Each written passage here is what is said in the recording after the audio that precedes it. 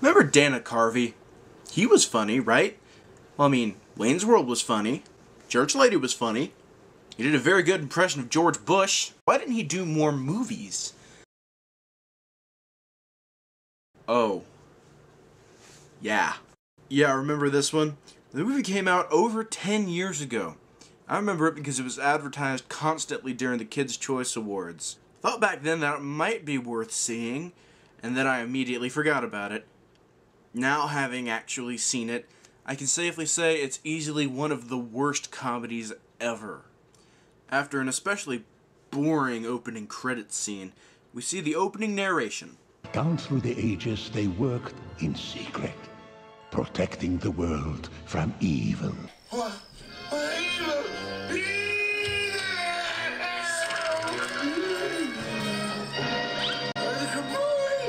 We then flash back to Italy and see the villain, Devlin Bowman, dressed as a crack dealer, chasing Bo Derek?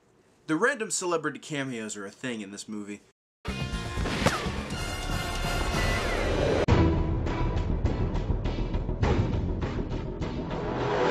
She gets into the getaway car and reveals that it's not Bo Derek, but a Burt Reynolds impersonator. It's revealed that he is Fabrizio Disguisi, a master of disguise. He vows to himself never to tell his son of his true destiny. We flash forward to Italian stereotype land, where we all eat the pizza, and we have the meatballs and the mustaches. Mamma mia! We then see Fabrizio trying to find his son. The mirror with the underwear on the head. That would be crazy, Papa. Unless, of course, I had a shaving cream beard. It's mostly downhill from here. He heads out of the house and kisses his mom on the way. Dear Mama. She thinks he's a righteous dude. He goes outside to meet a woman, and she tells him that sadly, he's not her type. We then see the reason that Pistachio likes her. Something about her. I like big butts and I cannot lie. You other brothers can't deny. She then knocks a sign over with her butt, and a kid riding a skateboard trips on it. Pistachio feels guilty for some reason, and tries one of his impressions to cheer the kid up. Okay. Why don't you get away from me, donkey? What you talk about get away from you? I'm making waffles. That's my reaction to 90% of the jokes in this movie. Later that evening, Pistachio's parents are abducted by the evil Devlin Bowman. We see that Pistachio's grandfather has come to help him get them back. He tells him that the Disguises have been general do-gooders for generations. They even helped Abraham Lincoln keep the audience's attention while giving speeches. If you'll excuse me, I just need a drink of water. Rough crowd. Woo! Yeah! Let's party! Hit it, boys! I like to move it, move it. I like to move it. Over me! We'll get funky this year! Pistachio must now train to be a master of disguise. Really? I'm going to be a master of disguise? I'm going to be a master of disguise. I'm going to be a master. Shut up! Thank you.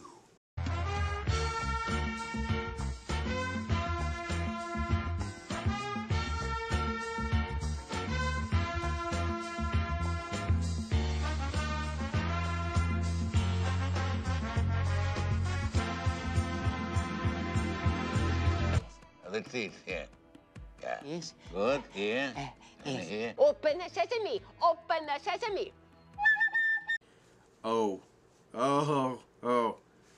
yeah, we're not even going there. It's time for you to learn about the invisible energy field that bonds all disguises past and present. It is called Energy Code. It's an energy field created by all living things. It surrounds us and penetrates us. It binds the galaxy together. So he taps into Energy-Co, and this happens.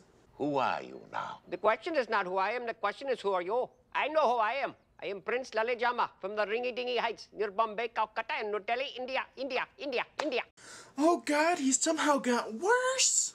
He proves that he truly is an Indian stereotype by charming a snake they just have. I swear, I did not add this music in.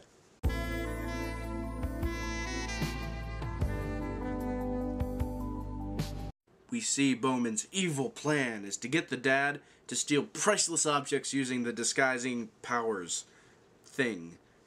He says that if he doesn't, he will have his men murder his wife. Then we see the one funny joke in the entire film.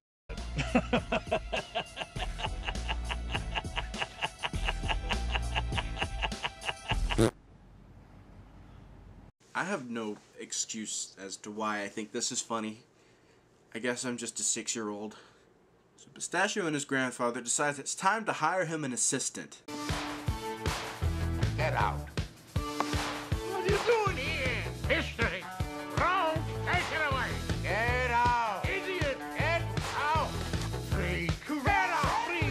Get out. Freak. Out. Out. Then there's a knock on the door, and it's the little kid from earlier. As it turns out, he has a hot mom. Hi, I'm sorry. I just came from a yoga class. I hope that's okay. And of course, she interviews for the position, and they hire her. So the grandfather leaves him with the briefcase full of all of Pistachio's disguises and a magic ball thing he probably stole from one of the assassins. They both decide to check out the crime scene. They then discover a handmade cigar from a place called the Turtle Club. They decide to go there and investigate. It's coming up as the most remembered scene in the entire film.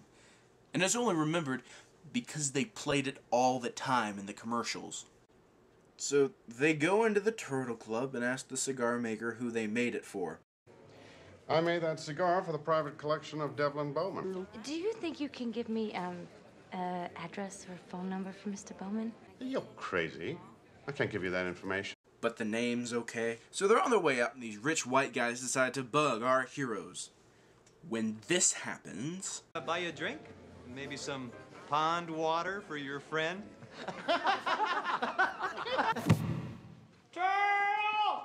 Where'd he go?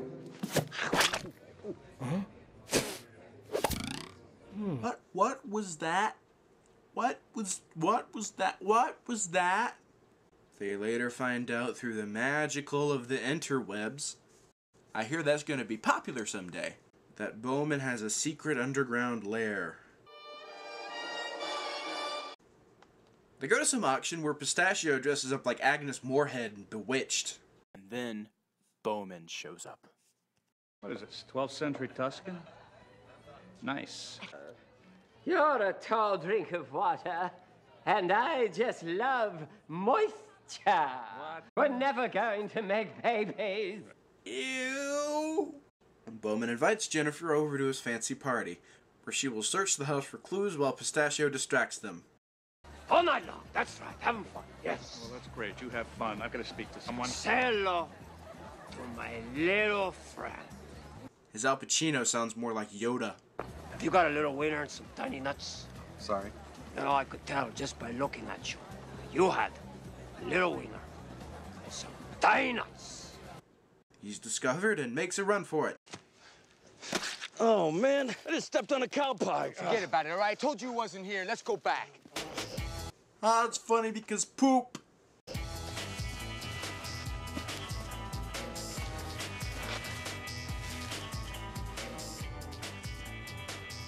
Fresh air. Wonder how much use he gets out of the cow pie suit. He then returns to Bowman's home to get Jennifer dressed as a creepy stereotype. My name's Constable Mueller from the Bavarian Tax Authority. The guards go to fetch her, but faster than you can say a lame impression, he changes into another outfit. Suave, Terry Suave's the name. London, Scotland Yard, that sort of thing. So after she's rescued, we see a scene where Jennifer is seduced by Pistachio's awkwardness. But then it turns out Bowman kidnaps her. He then consults the ball thing that his grandfather left him. What is your question? I fear I have not mustered enough energy to overcome our enemies. Pistachio, I was hoping you'd be here. My mom's missing, but I found this. Bowman's cigar.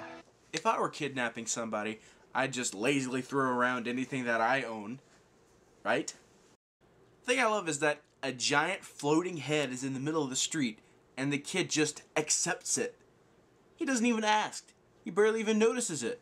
If I was a kid at that age, I'd scream and wet my pants. In fact, I might do it if I saw it today. So we find out Bowman's master plan is to sell everything on black market eBay. Black market eBay. For all your drug, weapon, and baby formula needs. We see that the chef has found a giant cherry pie. Giant cherry pie, big enough for a person to fit in. It's not like somebody could be hiding in it. And of course he jumps out of that. Ah! Demon! Demon!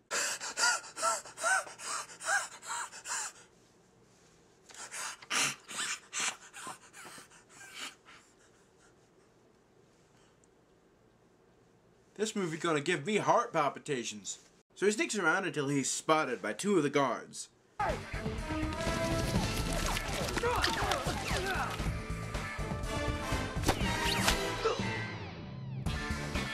He was only 2 days from retirement. He then tries to sneak into the main room where he's caught.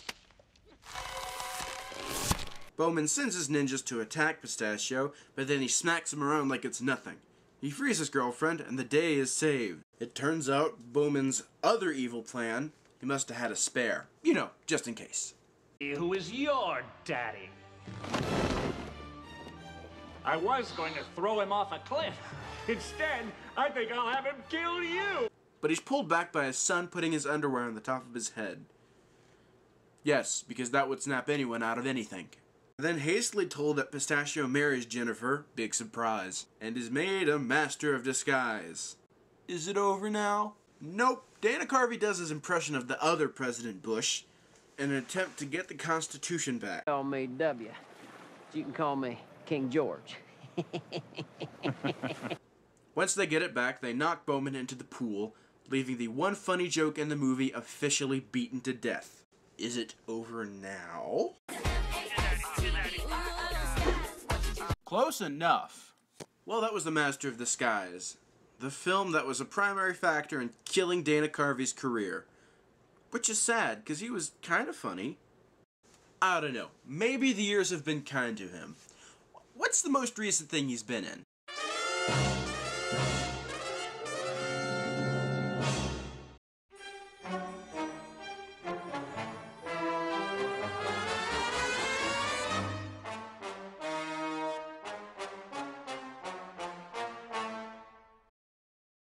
There's no redemption for that.